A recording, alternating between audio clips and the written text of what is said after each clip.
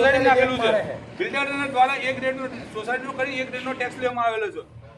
તો બિલ્ડર પર કાર્યવાહી કરો અત્યારે તો એને બી નોટિસ મોકલો એ સોસાયટી હજુ સોંપાઈ નથી આનું સોલ્યુશન 15 મિનિટ માટે લાવો છે તો ત્યાં પબ્લિક બીજા ન કોઈ ઊભું થશે નહીં એટલે તમને આયોજન પત્ર અક્ષરમાં બેવાના છે આજે આમાં જવા મેડમ તળાવના તળાવમાં બ્લેક થઈ ગયું જે પાણી તળાવમાં જાય આ ખુલ્લી કરો તાકાત હોય તો કરો ખુલ્લી હેડો અને તમે તે આ ખુલ્લી કરો ચલો પહેલા 10 વાગે નકશો કાઢો એ 2 મિનિટ મને બોલી લેવા પછી બોલ હું તમારા માટે જ બોલું મારા માટે નહીં બોલું જૂનો કાંસ તમે જે હતો શંકર તળાવને ખુલ્લો કરો અને એની સિવાય હું તમને એક એપ્રોચ રસ્તો અત્યારે હાલ આપી શકું કે જે તમે એક દિવસમાં પૂરું કરી શકો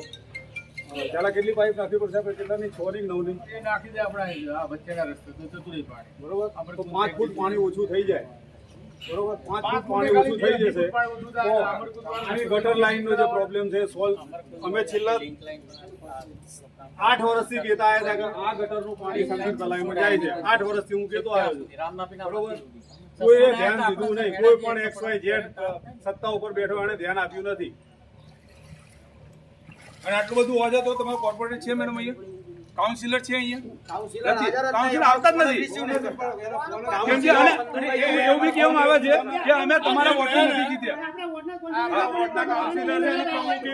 તમારે એમના ઘેર જઈને બેસી જવાનું અને તમારે જે આપણે શું કહેવાય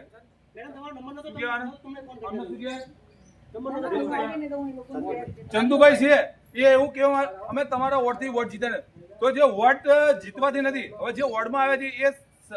નગરપાલિકા કામ કરવા માટે આવે પ્રતિનિધિનું કામ ચૂંટવામાં આવે નથી વોર્ડમાં એમના ઘરનું કે એમના સોસાયટીનું કામ કરવું તે વોર્ડનો સભ્ય ચૂંટવામાં આવે મેડમ તો એના કામકાજ એનું જે રસ્તામાં જે આવતું હોય એનું કામકાજ કરવા માટે છે લિખિતમાં લેવાનું જાઉં છું નહીં જવાનું ના ભલે 5 થઈ જાય બધા ભલે જોઈએ